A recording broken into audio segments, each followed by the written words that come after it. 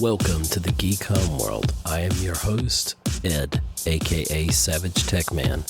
We talk sci-fi, TV, movies, superheroes, and all from a geek perspective. You can find us on Blogger, Google+, Twitter, Facebook, YouTube. We're everywhere. Join the Geek Home World.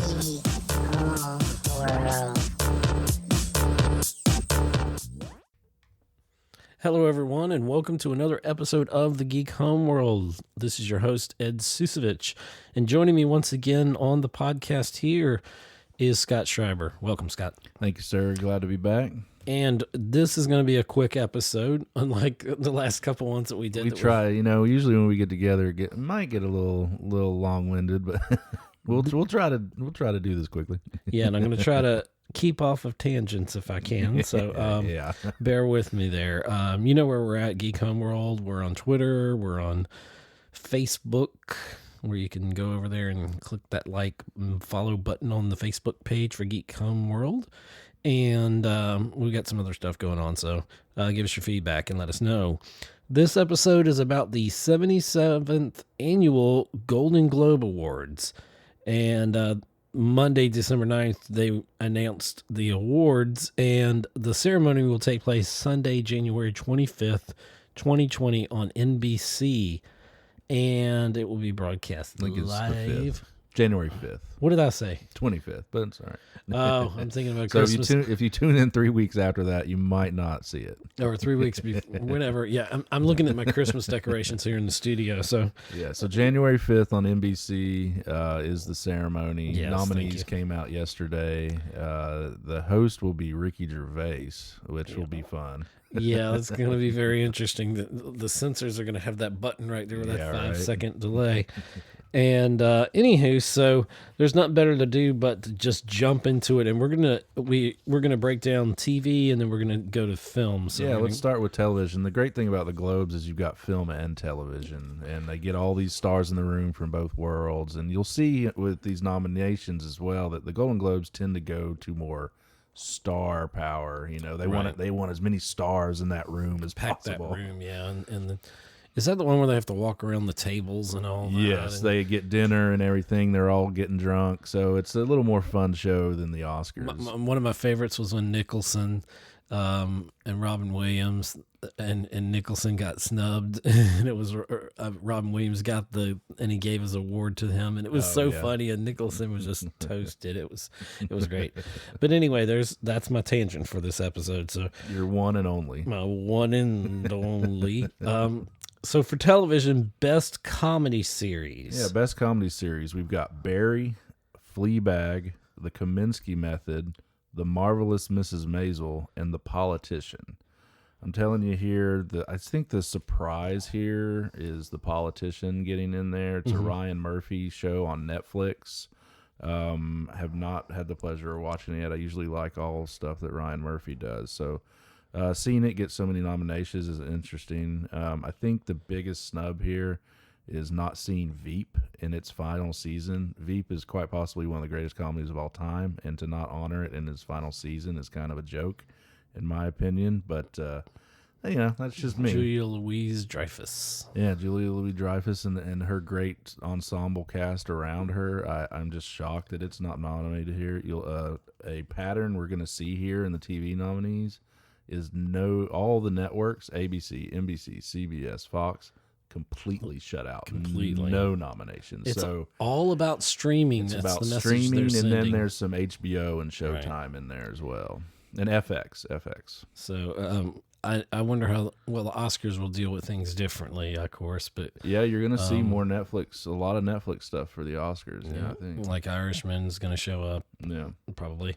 So anyway, I think they're in this in comedy. I want to say that Fleabag or Miss Maisel has the upper hand as far as winning. I love Barry though. Barry's probably my favorite of these shows. And that's with Bill Hader. Correct. Yeah, and that show's so great. He is just hilarious. I mean, I could watch anything he's in.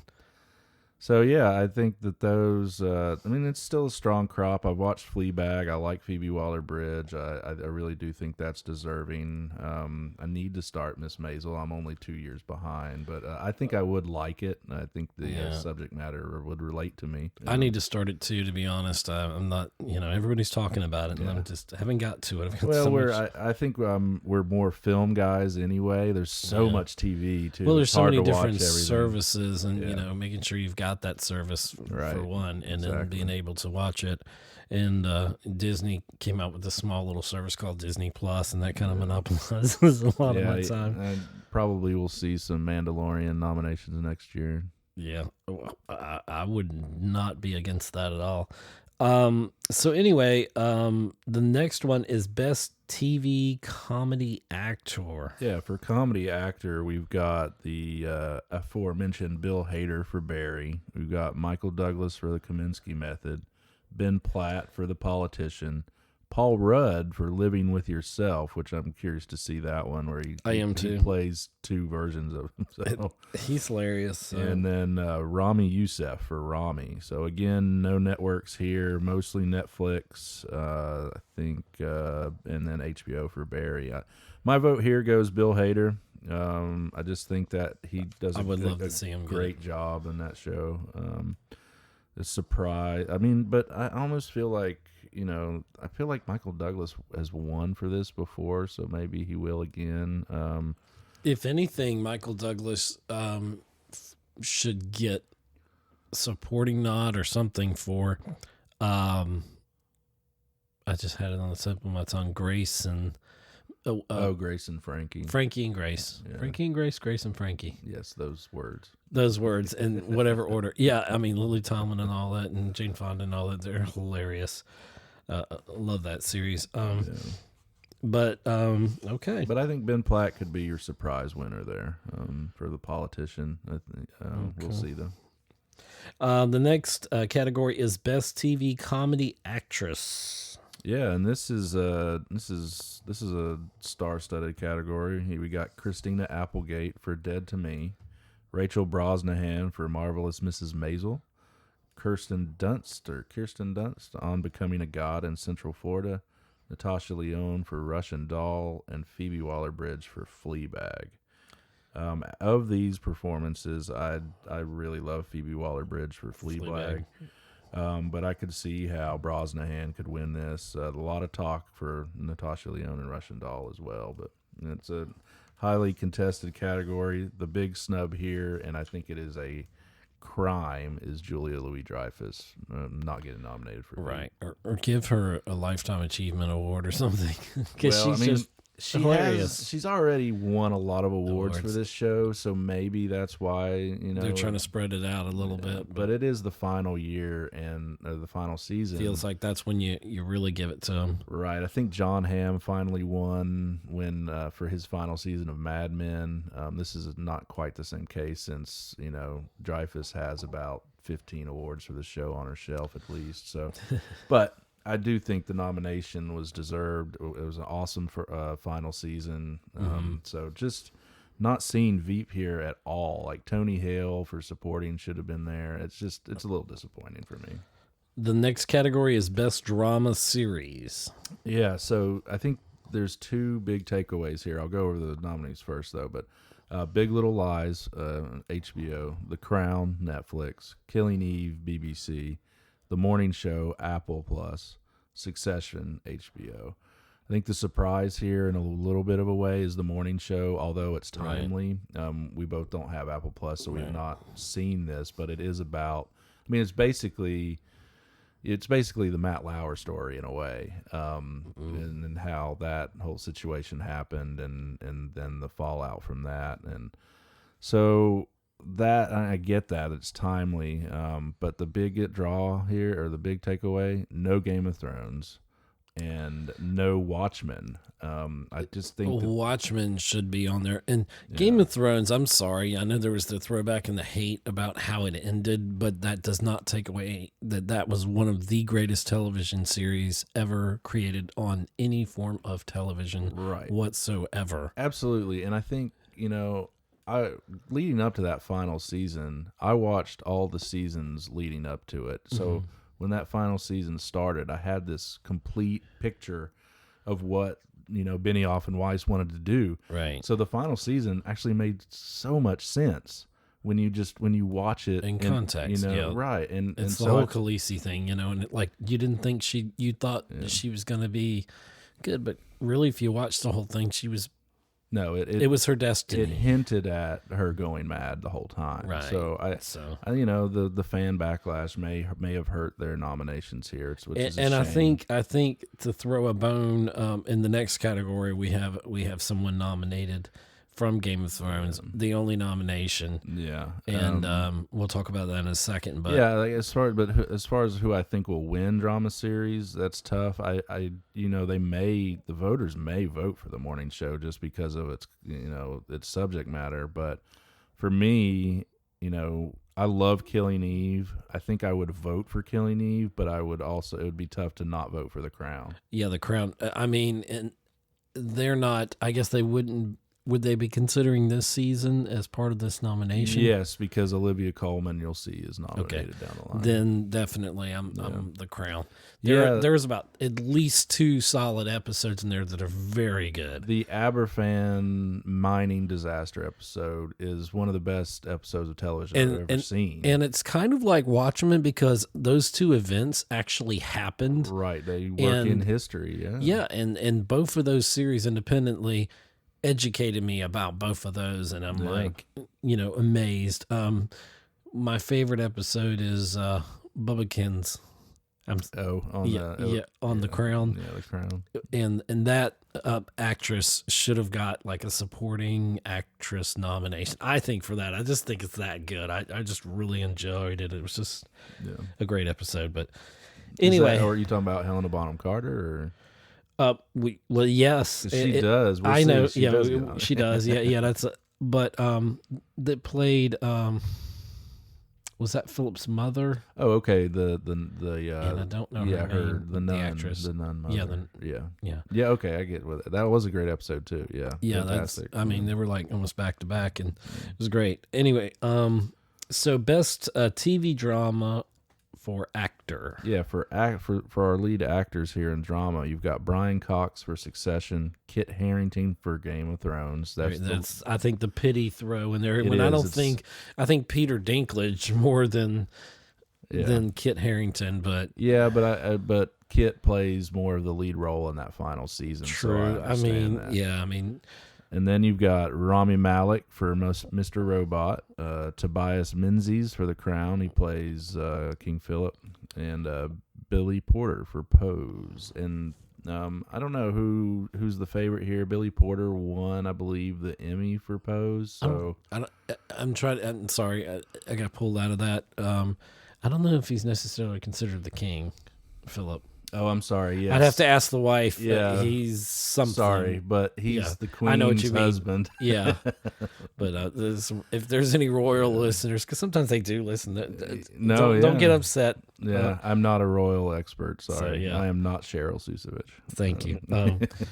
But yeah, I think out of those nominees, I would probably vote for Menzies for The Crown. I like that transition they did from season 2 to 3, where he becomes a more supportive husband, and that really comes through in his performance. I dig Kit Harington in that last Game of Thrones season. I don't know if anybody votes. Much as I'm a Rami Malek fan, I'll admit I don't think I've seen. I literally got the whole this whole season sitting on my DVR waiting for me Mr. to watch. Robot, I haven't caught up, and I may be another season behind, come to think of it. So, I loved him in Bohemian Rhapsody, but we won't go there because that's a sore spot for you. Best actor. Anyway, no, I like him a lot better in Mr. Robot. Yeah, I mean, and that is a mind-bending show. It's very good. I know that this wouldn't have a chance of making it in there, or even an actor, but Legion. It was really good. Yeah, I this year, and still haven't I'm sorry, I'm behind on it. It's a very trippy show. I think it's posted on Hulu. I need to get on that. But yeah, when you watch it, it puts you in a different frame of mind. And Mr. Robot always kind of did that for me. It kind of wrecks your reality or your perception of it. So very interesting. But let's see, best TV drama actress. Yeah, so in drama actress, we've got 2 nominees from The Morning Show. Big names here: Jennifer Aniston and Reese Witherspoon. Then we've got Olivia Colman for The Crown, Jodie Comer for Killing Eve, and Nicole Kidman for Big Little Lies. So, how about those names? I know it's like really packed, and I'm wondering if Nicole Kidman gets it for some kind of nostalgia. I don't know. I don't know. I want to say that the sentimental favorite here is the lesser known one there, Jodie Comer. She is incredible in Killing Eve. It's a show that I think more people need to watch. The psychology of the show is amazing. Unfortunately, Sandra Oh is not on here. She's deserving too. But and what was she in? The same, Killing Eve. They're co-stars together, yeah. And that is, I love seeing that show represented here. It's written by Phoebe Waller-Bridge, who does Fleabag as well. So, but yeah, I also think though Olivia Colman could be riding this Oscar, but she won the Oscar last year, so maybe she repeats. Yeah, she gets a Golden Globe here. I wouldn't be against it, but maybe she doesn't because she's Sure. It's the politics of it sometimes, I think, and some people might go, well, this year I'm going to get... I don't think Jennifer Aniston gets it. I would be shocked. I would say, usually when you have 2 people from the same movie, they kind of split the vote. Right. They kind of, people like, well, they're both nominated, cool, let's vote for somebody else. I would love to see Reese Witherspoon get some recognition, but I don't feel it. I think it's Olivia Colman, but I don't know. The more I think about it, maybe they don't give it to her. Yeah. Maybe the unknown gets it. Yeah. And I could see they like doing moments like that where the lesser known person, great television, comes on stage and says, "I can't believe I beat Kidman, I beat Anna." And they're usually pointing at Meryl Streep because somehow she's related to it. Exactly. I think the biggest snub here though is Regina King for Watchmen. That's a good point. You watch her performance and she's carrying that show absolutely, and as Sister Knight, I think, is the character. You also don't have any Game of Thrones people here. You could have thrown Khaleesi in here. I just think they, I think there's a bitter aftertaste. This spells of a bitter aftertaste of how it ended. They blaming Emilia Clarke for that coffee cup, I guess. Right. So, I don't know, but that's become the thing now. You like The Mandalorian had a boom supposedly in the shot on one episode, and I'm like, Yeah, I don't think it was a boom. I just think I don't think it was a boom part either. Of the set dressing, but I do. That's exactly what I think. But anyway, so next is best TV movie limited series. Yeah, which there were a lot of really good ones because now with the streaming, obviously and this is kind of a preferred format for people. They can tell longer format. You could go 4 episodes, which Scorsese should have done with The Irishman. Right. But your nominees here for TV movie and limited series are Catch-22. That's on Hulu. Chernobyl is at HBO. Fosse Verdon, FX. The Loudest Voice on Showtime, and Unbelievable, Netflix. The only one I haven't seen here is Unbelievable. That's in my queue. I think it's about a rape. It's a story following a young girl who's assaulted, and that one has a lot of nominations here. You'll see there's three more acting nominees for it. The Loudest Voice was about the Roger Ailes, which we're going to see Bombshell come out in the theaters, or it's going to be similar to that. But I think the front runners here are Chernobyl, because it hit such a chord with audiences. People ate it up. Loved it. I went on social media and said at first I wasn't really terribly impressed with. I mean, I was impressed, but I kind of there are other things that were pulling my attention at the time, and people were like attacking me. Well, in a nice I may way. have been one of them because I really enjoyed it. I think mainly because I didn't know the detailed story. You know, Right. you just knew the headlines. And it seemed to capture the moments very well. You felt like you were there. I mean, And it was also about a government trying to pull the wool over the eyes of the public. So, it's, it might be a little timely, yeah. Well, Unbelievable could be timely too. It could be Sure. very social. And so is Fosse Verdon. I think that has a chance to win here too because it's really about, it's more. Yes, it's about Bob Fosse, but it's more about Gwen Verdon and her path and their relationship and how she was neglected and how supportive she was, and that she may have been more talented than Fosse, but she was kind of relegated to the background. Wow. And Michelle Williams gives a great performance there. Sam Rockwell does as well.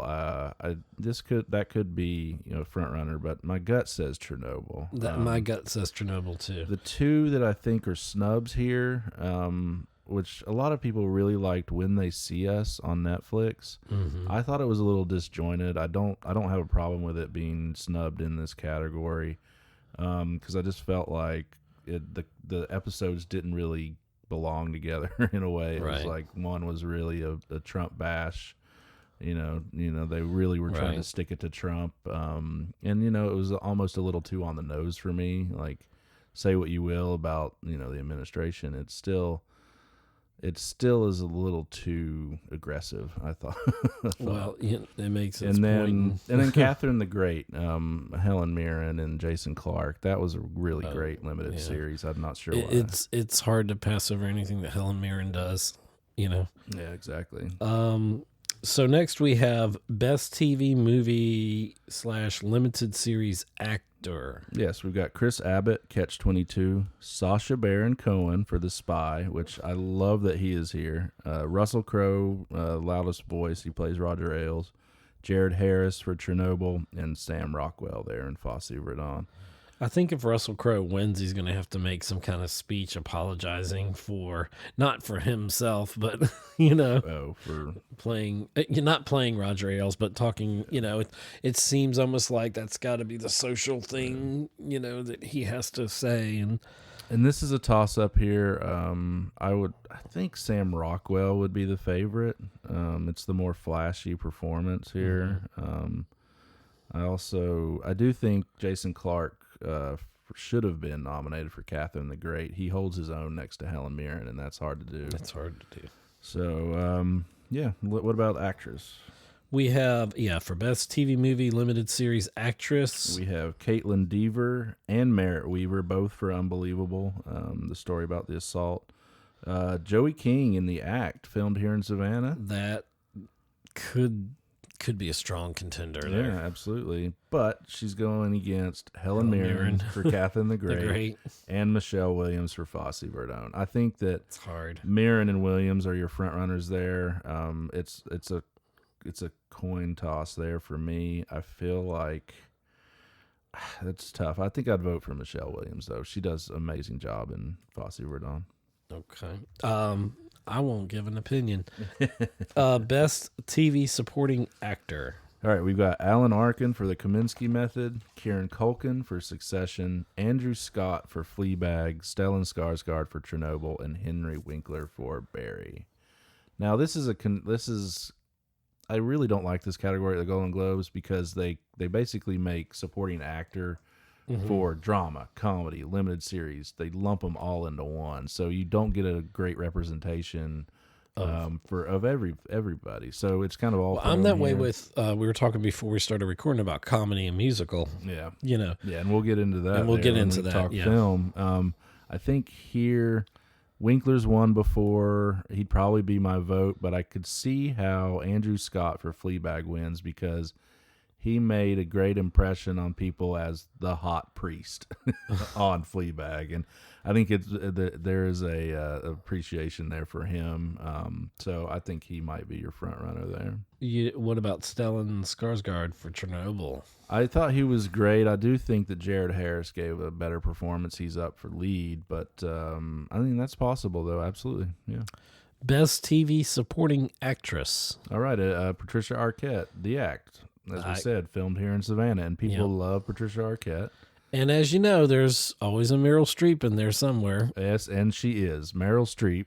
Big Little Lies. I think this is like her 34th nomination or something, and she broke her own record for nominations. So we've got Arquette for The Act, Streep for Big Little Lies. We've got Helena Bonham Carter for The Crown. She was wonderful. Absolutely. Toni Collette for Unbelievable, the third acting nomination for Unbelievable, and Emily Watson for Chernobyl, who she was incredible in Chernobyl. This is tough category. Exactly. This is a really stout category. Nobody goes home a loser in this one. No, I think my vote would go to Bonham Carter for The Crown, but I could easily see the others.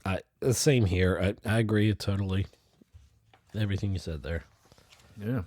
So are we ready for film? You got that on tape. Well, not really tape, but print that. All right. So now it's time for film. Best film drama.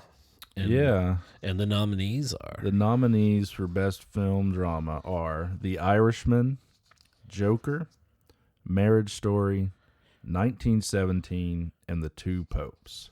So interesting in here, 3 of these are Netflix films. Yeah. But I think the biggest snubs here, Parasite, I understand that it gets kind of relegated to foreign language, but it should be both. It should be both, and it should. If it were in there, I don't know that I would pick it over Joker, because honestly, Joker was so important. But I wonder if Joker was so big that, it doesn't get it, and they give it like to The Irishman, which, I'm sorry, not popular, but I feel it's a little overrated. I think it's overrated and bloated. We both feel that way. I think we both feel that it's a good movie. It's a very good movie. We definitely enjoy a lot of aspects of it.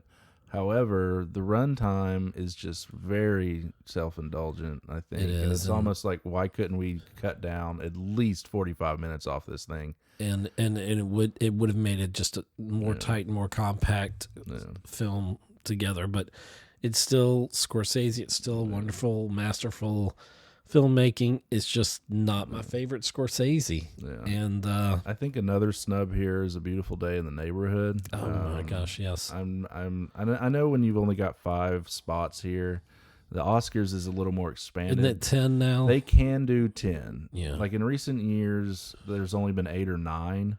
But they can go up to 10, and I wish they would just go up to 10. And I don't know, just. But I think the films have to get a certain percentage or whatever, and that's how that works. But also missing here is Ford versus Ferrari. That's a little lesser. Like I'm a little, not that upset about that, but But it's a very good film. Yeah, absolutely. So I don't know what is the front runner here. I think people will probably end up voting for Joker or Irishman. I mean, Marriage Story is supposed to be good. I haven't seen it as of the recording of this yet. Yeah, that just got posted. The Two Popes, I'm interested in seeing that. Yeah, and, I think that posts December 27th, maybe. I remember one day I announced, I'm watching and I'm like, apparently not. It's not on yet. Yeah, sorry, I had to call you out on that. It's like, you can't watch that for another 3 weeks. Yeah. Gosh. Yeah, it's frustrating me too much to look at that category because out of all those, I would personally, and I've not seen 1917 yet. Yeah, it hasn't come out yet. I'm definitely looking forward to that. So, haven't seen Marriage Story, haven't seen Two Popes. It may change, but my initial thought is going with Joker there. Sure, absolutely. And not just because I hadn't seen the other ones, just because I enjoy Joker so much. It's a powerful film. Yeah. It is very powerful. Next category in film is Best Film Drama Actor. Yeah, drama and actor. This is these categories are stacked. Yeah, this category especially is really tough this year. You've got thankfully, Golden Globes has comedy musical actor as well, so more people can get recognized. But the nominees for drama actor are Christian Bale for Ford vs Ferrari, Antonio Banderas for Pain and Glory, Adam Driver for Marriage Story, Joaquin Phoenix, Joker, and Jonathan Pryce, The Two Popes. The one glaring omission here is Mr. Bob De Niro. Did not get nominated for Irishman. Yeah. Where are you, Rob? Bobby. Bobby. But yeah, I think that's a He wasn't a fan of Bobby. So as we said though, it's highly contested. There's so many great performances here that you could put in there. So a snub is kind of tough to say because all these guys are deserving. I've heard nothing but great things about Antonio Banderas and Pedro Almodovar's Pain and Glory. He's won one or two of the big precursors. Jonathan Pryce is getting a lot of buzz for Two Popes, which hasn't come out yet. Christian Bale does his Christian Bale thing. Yeah, he's always good.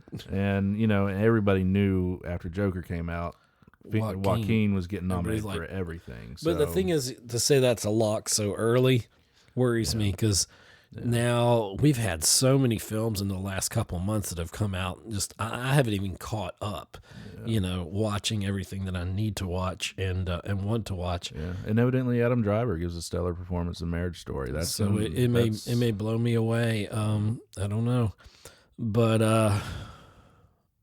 I would love Joaquin to get it. That would be my pick. Yeah, same here. Out of those five, he was transformative in his role. Yeah. I mean, it's absolutely iconic. So best film drama actress. Right. And this is another tough category.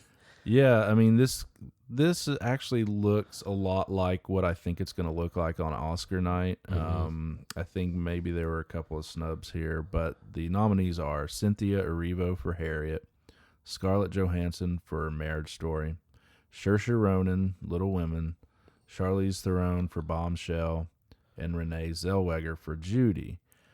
Here we have 3 women playing real-life people. You also have Saoirse Ronan playing a classic literary character from Little Women. And Scarlett Johansson evidently gives one of her most powerful performances. Really looking forward to Marriage Story because it's got nothing but great reviews. I think your front runner here, and as has been said for months now, is Renee Zellweger for Judy. She does become Judy Garland and is amazing in this film. And I did just miss that. That was one of the ones I didn't get to. Well, I went and saw this with my mother, and she's very familiar with Judy Garland, and just she says she just absolutely became Judy. You just disappeared into her. So like I get that, and she is great. I have Little Women hasn't come out yet, but I'm a big Saoirse Ronan fan, as I've said here on the podcast before. I love that she's nominated here. It is the lone nomination for Little Women, which is a little surprising to me, because especially with Greta Gerwig helming it. Mm-hmm. But the biggest snubs here for me, Florence Pugh for Midsommar. I can't stand that horror films don't get their due, and because there are some great performances in horror films, and that's a film that I would have never seen had you not kind of told me I needed to go see this and dragged me to it. And I'm glad you did, because it's a very disturbing film, but it's at the same time it's a very good film, and the fact that it's disturbing is from the great performances and right. I mean, she has one scene where she learns that she's just lost her parents and sister. Very powerful. And it's just a scene of her crying on the couch, and it really just sucks you in, and you feel it, and you feel everything. I mean, what a performance from her on that. She also is getting great reviews for Little Women, but curiously snubbed down there too. Also, people were talking about Lupita Nyong'o for Us, playing that dual role. Mm-hmm. She's snubbed here. That's also a horror film, so it's there's this bias. Maybe there is a bias against it. Yeah, because we had Emily Blunt for Quiet Place, should have been nominated. Oh yeah, and Toni Collette in Hereditary, she was incredible in that. Mm-hmm. So it's there's this bias against horror films, unfortunately. Next we have best film comedy or musical. And this is one I said this really frustrates me because there's some really strong films in here, and I am totally divided. Well, it's a curious category too Split because the categories. it's like how you have to judge comedies next to musicals. And they're two, and they can have elements of each, but they're two different animals to me. They are. And the nominees here are Dolomite Is My Name, which I saw last night and loved. Hilarious. It was hilarious. Jojo Rabbit, best film of the year. It's I hadn't decided yet. It's between that or Parasite at this point, but and then we've got the funniest film I saw this year. Yeah, great satire. So we got Dolomite Is My Name, Jojo Rabbit, Knives Out, Once Upon a Time in Hollywood, which not sure why that's there's some comedic moments in it, but not necessarily comedy. I don't really call it a musical either. I just feel like they had to find it's definitely not a musical. Tarantino does make great use of music, but it's not a musical. It's more score. The true musical that gets nominated here is Rocket Man. So, and okay, my thoughts are that it's Jojo Rabbit if you're talking strictly comedy. Sure. If you're talking musical, this is what makes me angry because I love both of these films, but Rocket Man for musical, hands down, definitely the best musical of the year. Yeah, absolutely. And Cats hasn't come out yet, but people are kind of laughing at it already. I'm not sure how good it's going to be. It freaked me out. Every time I see a preview, I don't know what's going on, and who's the famous actress that's in there? Jennifer Hudson or Judi Dench? Judi Dench. I'm like, what? Did you need the money? How do they wrangle her into this? Well, it's probably the director because it's a well-known property. Tom Hooper is directing it, so that automatically gives it its bona fides because he directed The King's Speech. He did Les Mis. Yeah. So he's done really great stuff. So it could be surprising. It is just visually, it just looks weird. So I don't know. We'll see how Cats is, but it's snubbed here. Although I think it's up for best song, but here my vote easily goes for Jojo Rabbit. Even though I really do like all these films are really high on my list this year. I think Knives Out and Once Upon a Time in Hollywood are both in my top 10. Rocket Man and Dolomite are just outside it, but Jojo Rabbit for me is the front runner here. The big snub here, and I don't. It for me is Booksmart. Is Olivia Wilde's Booksmart. It's criminally overlooked. It has one nomination, I believe. I love that, criminally overlooked, and you're Absolutely. right. Best film comedy musical actor. All right. So here, I love seeing some of these names here because they probably won't be represented on Oscar night. Right. You've got Daniel Craig in Knives Out. You got Roman Griffin Davis, the kid in Jojo Rabbit. You got Leonardo DiCaprio for Once Upon a Time in Hollywood. You got Taron Egerton for Rocket Man, and you got Eddie Murphy for Dolomite Is My Name. That's an awesome list right there. That is, and there's this weird outside nostalgic chance that Eddie Murphy gets it just because he's Eddie Murphy, and I love the film, but for me, I gotta pick. And I always say it wrong, but Taron Egerton. There's no D. They changed it? Okay. Especially because he's the lone musical nominee here. And he sang He did everything. all of his singing. And that's where, I'm glad that there is this category at the Globes because he gets represented. He could get a lot of the votes. He could win this, but I think you're right on this. I think Eddie Murphy wins. Because it really is Eddie Murphy recapturing his comedic genius. Yeah. And, all I need from him is a new stand-up special. Right. That would be awesome. Like in the vein of Raw, So yeah, exactly. And I'm rooting for him here. I love DiCaprio's performance in Once Upon a Time in Hollywood, but to me, it's not comedic. It's not comedic. So it's kind of like, what was it? The Martian was up for comedy. Yeah, a couple of years ago. I don't get that. And that was one of the best space science based films. So I don't get it. So best film comedy musical actress. Yeah, some really good ones here that I'd love to see on Oscar night. Aquafina for The Farewell. Anna de Armas for Knives Out, who I said was my dark horse the other day when we were talking about Knives Out. Kate Blanchett, Where'd You Go, Bernadette. Beanie Feldstein for Booksmart. Emma Thompson for Late Night. So we cross off Emma Thompson for Late Night because it wasn't. I saw it. Wasn't. It was underwhelming. It was underwhelming. She gives a good monologue there at the end that has some meaning to it, and I think that may have gotten her nominated. And maybe comedy's a little thin this year for women.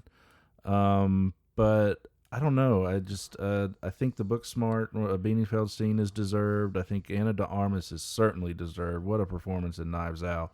My front runner and my vote would go to Aquafina for The Farewell, though, even though it is also more of a drama than a comedy. There is comedy, but it's more of a drama because this was her departure from comedy. There's comedy. Kate Blanchett. It's hard to and I think she exclude her. She does do a good job in Bernadette, but most critics did not like the film. I didn't really care for it. There was nothing too special about it for me, even though I love Blanchett. She's one of my favorite actresses. I just think this is one of those, let's get Kate Blanchett in the room. Not necessarily that deserving this year, unfortunately. She is brilliant though, so it's hard to knock Kate Blanchett. But yeah, I would probably go with Aquafina, but in all honesty, I haven't seen it. I missed The Farewell. It was like here for a week or something crazy. Yeah, that was unfortunate. It came and went really quick. But I'm sure it's well deserving. Now the next one I feel like just almost skipping because everybody is phenomenal, all of these performances. But best film supporting actor, this is difficult. Supporting actor is loaded. We've got Tom Hanks for A Beautiful Day in the Neighborhood, Anthony Hopkins for The Two Popes, Al Pacino and Joe Pesci for The Irishman, and Brad Pitt for Once Upon a Time in Hollywood. This one will be hard to predict. We all thought that Tom Hanks was going to be hands down the front runner. Yeah. But in a lot of these precursors, we've seen Joe Pesci win something. We've seen Brad Pitt win something. Mm-hmm. So we're definitely seeing a departure from, just handing it to Tom Hanks. I thought you were going to say The Departed, which leads me to a segue to Scorsese, which is Al Pacino. For me, every moment he was on screen as Jimmy Hoffa was fantastic. Yeah.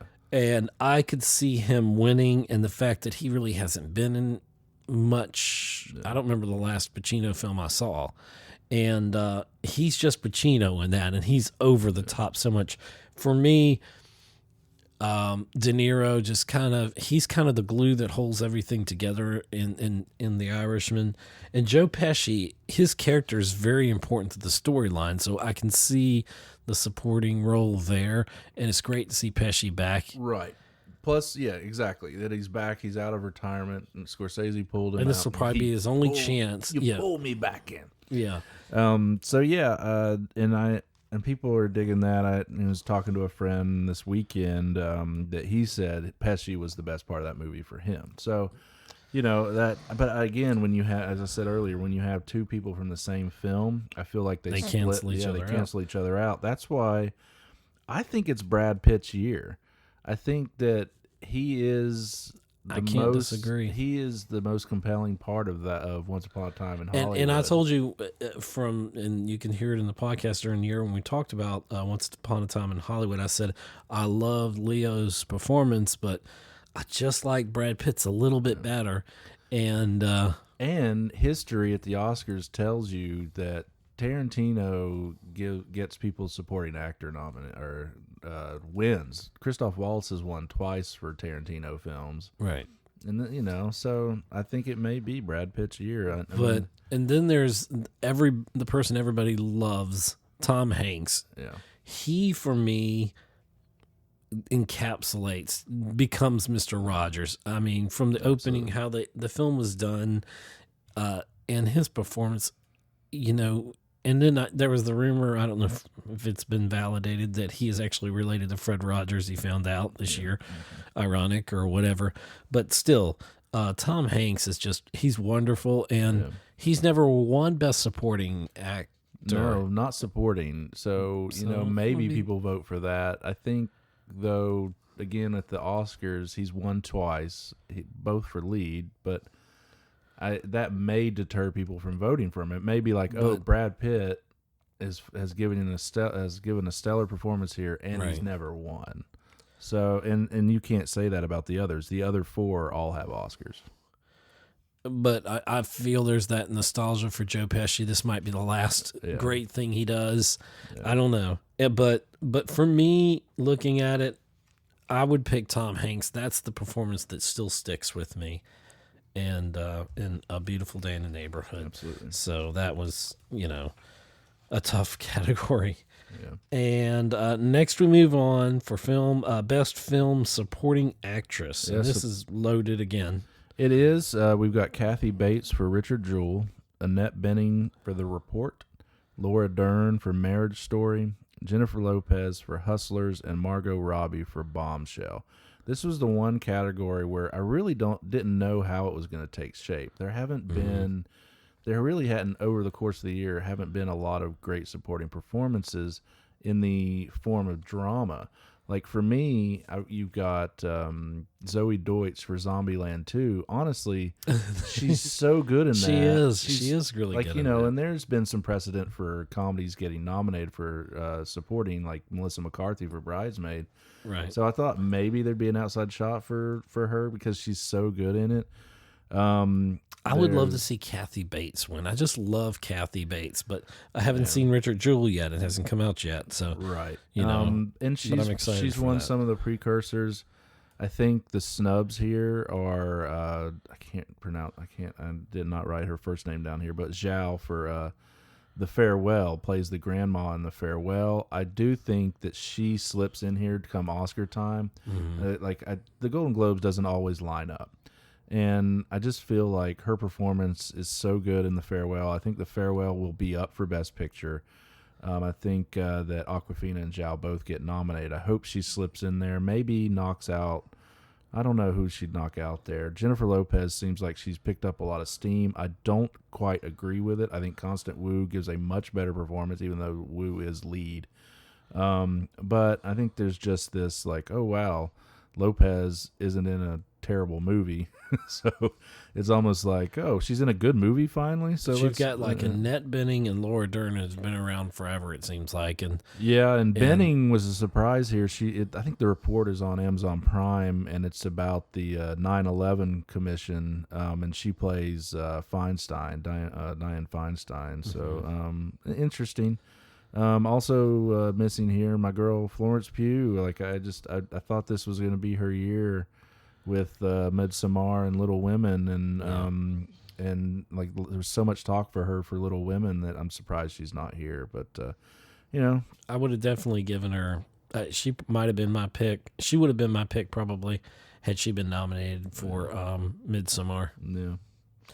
Best Director, and this is an all males club this year. Yeah, so the nominees for Best Director are Bong Joon-ho for Parasite, Sam Mendes for 1917, Todd Phillips for Joker, Scorsese for The Irishman, and Tarantino for Once Upon a Time in Hollywood.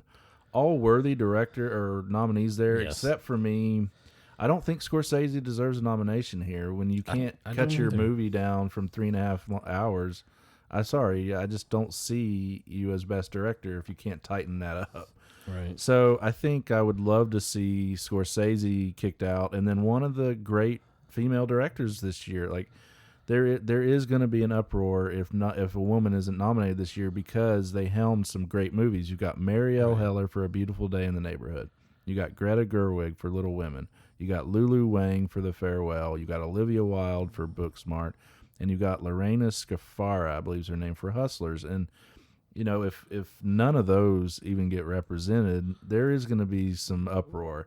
Yeah. Now, I will say all these people that we said, maybe except for Scorsese, are extremely deserving, though. These are great films. Yes. Yeah. So, It's not taken away from them. right, it's hard to say that, okay, a woman needs to be nominated just because she's a woman, but it's not just because of that, because Marielle Heller for me, and I haven't seen Little Women yet, but Marielle Heller for A Beautiful Day in the Neighborhood would be my pick to replace Scorsese there. She does an amazing job with that film.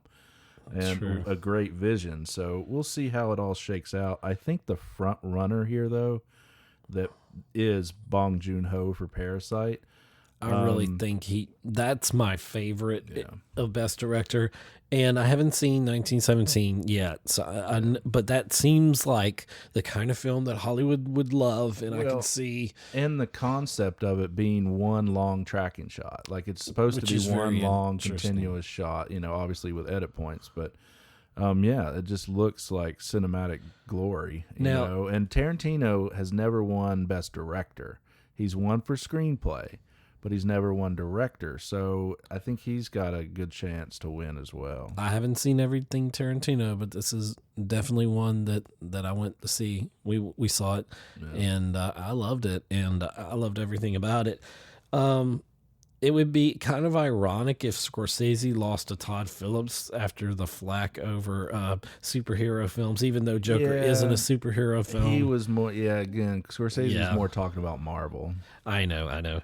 And but Todd Phillips, I don't think could be overlooked for Joker. What he did with that film, I mean, and it made over $1 billion. It's And ridiculous. especially after what his previous films were. His previous films were the Hangover trilogy and Road Trip. I mean, Yeah. and then to come out and bust out with Joker, you're just like, wow, okay. Wow. Okay. Where did you? And a lot of that goes to Joaquin, though. I mean, Sure. And, and and the score is score oh is my god, top notch. cinematography. Yeah. so yeah, it's a hard one. I want to say Parasite though because, well, when we get into screenplay, I want to say Parasite. Yeah, let's do that now. Well, yeah, Screenplay. screenplay. We've got best screenplay is The Irishman, Marriage Story, Once Upon a Time in Hollywood, Parasite, and The Two Popes. Now, again, it's like there's a ton of snubs here, but there's only 5 spots. And like at the Oscars, it gets expanded. You have adapted and original, so there'll be more spots for representation there. That's where I think you'll get a movie like Honey Boy will probably get an Oscar Honey Boy nomination. probably should. But here, yeah, I agree. Parasite, hands down. Again, with Irishman, it's like you adapted a novel to 3.5 hour long movie. That's not a great adaptation. And Scorsese, as great as he is, this is in his wheelhouse, and it's Right. something I feel like he could have made this film in his sleep. Not to say it was lazily done or anything, but he knows how to make gangster movies, and Right. he probably better than anyone else. And so I feel like we've seen this, and Parasite for me, just the twist. There were twists and turns in that I didn't see coming. Right. And, great symbolism. Like totally. That's why this easily for me in these 5 nominees. Yeah. Yeah. Parasite's your front runner. Yeah. Best score. Best score again here. Joker. I think Joker is your landslide winner in score this year. But you've got Joker, Little Women, Marriage Story, Motherless Brooklyn, and 1917. So Motherless Brooklyn was kind of a surprise here. Its lone nomination, but yeah, with Joker, the score is so instrumental to the tone of the film, and there's the one scene where Arthur Fleck becomes Joker and he goes into the bathroom. It's after this, I think it's right after the subway scene, Right. where he finally snaps, and he's doing his dance, and like the way that Joaquin came up with that dance, they actually played the score, which is rarely done. Usually the score is put in post, Right. but they actually played it for him on set so he could go to it, and it's beautiful, and I don't see how anything beats Joker for score. Only thing is 1917 could be very Hollywood-esque. It could be very, very much a part of that film. Right, with the your war score. epics. Yeah, Right. absolutely. So, but I'd love to see Joker win. Best song. Best song, we've got Beautiful Ghosts from Cats. I guess they did an original song for Cats. Ugh. They just look so scary and It does, weird. It's doesn't just freaking me out. I have zero interest in that film. And then I'm Gonna Love Me Again from Rocket Man, a new song from Elton John. Into the Unknown, the earworm, or is that from Frozen? Frozen 2, yeah. Yeah, Frozen 2, and Frozen 2 had to be represented here. It probably could have gotten 3 songs in here, but Into the Unknown was kind of the no-brainer that was going to get thrown in there. Spirit from Lion King, which... Overrated. Yeah, I think Lion King is definitely overrated. I think maybe... The worst part of that film for me was Beyonce and her song. And I believe this disturbing. Is the Beyonce song. It wasn't disturbing. It just pulled me out of the movie, and I'm sorry. Yeah. And I may be wrong, but I think this is the Beyonce song, and it's almost like, okay, maybe they want Beyonce to come and be in the room at the very least, or even perform. I doubt she'll perform, but there was an interesting. I almost want Elton John to win it. Best song. I'm gonna love me again from Rocket Man, because it's a beautiful song, but even though he had been consulted when they were making Lion King, redoing Lion King, and they reworked some of the songs, he came out after it had premiered or whatever and said he didn't like the songs and that he wasn't consulted, and so there was a little bad blood there possibly, but that could be Elton John being Elton John. But then there's one more nominee here, Stand Up from Harriet, and that could be your winner. I think that would be the winner, because I think it's such an uplifting song. Right. I enjoyed the film. Reminiscent of the song that was in Selma, that one that Common and John Legend did. Right. So yeah, and I actually, when I first saw Harriet, I said that Cynthia Erivo and the song Stand Up will be nominated, and here we are, both get nominated. Right. So next we have Best Animated Feature. Yeah, we've got Frozen 2, How to Train Your Dragon: The Hidden World, The Lion King, question mark, for animated. Yeah, it's exactly. CGI. Missing Link and Toy Story 4. So again, as I said, like Lion King animated, I guess it is, but it's technically, more CGI than anything. Yeah, it's always been a question. So I'll be interested to hear why that's even in here. So, and it pushed out a great film that I thought should have been nominated, and that's Abominable. That was such a great little movie. Cute. Missing Link was cute, and that's in there. I enjoyed that. And anything Leica does, the Leica studio, because they do that, the paper mache, stop motion, just like that, and it's painstaking. Like, they take years and years to make those movies, and that was so well done. It was funny. So yeah, my vote either goes for that or Frozen 2. I really Toy Story 4. It's hard to count out a Toy Story film. 3 was the best. They should have stopped there, but 3 was great. 4 was still good but darker. So this is interesting because, How to Train Your Dragon is one of the precursors. This was the end to that trilogy, and it was well done, and it has a great message for kids with disabilities. And I would like to see it win. I haven't seen Frozen 2 as of the recording of this, so I'm sure I'm going to love it. Everybody's loved it. It's like made $1 billion already. So yeah. Last category we have is Best Foreign Language Film. Yeah, and this should be a lock.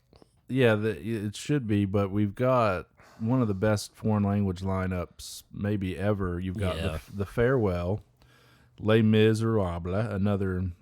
I don't know which country submitted that. How many times though? It's exactly. Then you've got Pain and Glory, which is Pedro Almodovar and Antonio Banderas. Parasite, your front runner, and Portrait of a Lady on Fire getting great reviews. So. Right. What a stacked lineup for foreign language, but yeah, I think Parasite's the no-brain winner here. Lock it, bet the house, just especially since it's not up for Best Picture, and I think with the Farewell, would be a close second there. Yeah, but I do think these are like it's consolation. It's like we didn't nominate you for Best Picture, right? So we're gonna put you in foreign language. I really hope that doesn't happen in the Oscars. As I said, I hope Parasite and Farewell both are up for Best Picture. Pray. Yeah. But yeah, definitely lock Parasite in for foreign language. It just allows like The Irishman, Joker, Marriage Story, 1917, and The Two Popes to be best, film drama. So right, you get more representation. I get it. And they're trying to spread the love around. So that does our short episode. We knew it wasn't going to be short. No, there's never not going to be an hour long with me and you. But we love breaking down films and TV and stuff like this. So we'll find out Sunday, January 5th, 2020 on NBC who the winners will be. So we'll probably come back with a wrap-up show for this absolutely. episode. And then a week after the Golden Globes, the Oscar nominees are announced, and then the ceremonies earlier than usual this year, February 9th. And that's the 92nd annual Oscars. Good Lord. Yeah. It's been going a long time. That reminds me that when we get into 2020, we'll have our best of 2019. And as we said on the last episode, we're working back through the decades. We'll work back through the decades to pick our top 10 films of each decade. Which has been pretty painstaking, let me tell you. It's been there's some ones that I've agreed to that I'm like, I don't know. We kind of have to concede at least one to each other. I think. So it's and don't worry, they're not all geeky films. They're not all Marvel films. No, not at all. We'll do a separate one for that. Marvel has a chance with some, but not everything. It's about the best in cinema. So anyway, that's all coming up. Thank you, Scott, for joining me again here on an wonderful episode of the Geek Home World. Yeah, my pleasure, Ed. And check us out, Geek Home World, wherever podcasts are. That's where you'll find us. And we're on Twitter at Geek Home World. And go over to the Geek Home World Facebook page and hit that like button. And thank you for joining us. And as this is our 77th annual Golden Globes Awards show. All right, bye. Thanks for listening to another episode of the Geek Home World with your host, Savage Tech Man. You can find us on Libsyn, Google+, follow and interact with us on Twitter, like us on Facebook, listen to us on iTunes and leave a review, subscribe to us on YouTube, read our thoughts on Blogger. See you again on the Geek Home World.